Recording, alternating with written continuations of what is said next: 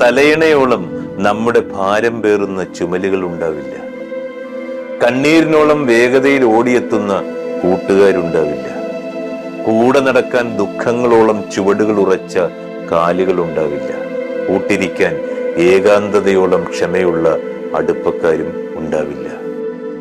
കണ്ണു നിറയുമ്പോൾ ഓടിച്ചെന്നൊന്ന് കൂട്ടിപ്പിടിക്കാൻ, ഹൃദയം ബലൂൺ കണക്കെ പൊട്ടിപ്പോകുമെന്ന് തോന്നുമ്പോൾ ഓടിച്ചെന്നൊന്ന് സങ്കടം പറഞ്ഞ് കരയാൻ, മനസ്സു തുറന്നൊന്ന് മിണ്ടാൻ പാകത്തിന് ഒരു മനുഷ്യൻ പോലും ഇല്ലാത്ത എത്രയോ ഘട്ടങ്ങളാണെന്നേ നമ്മുടെയൊക്കെ ജീവിതത്തിലൂടെ കടന്നു പോകുന്നത്.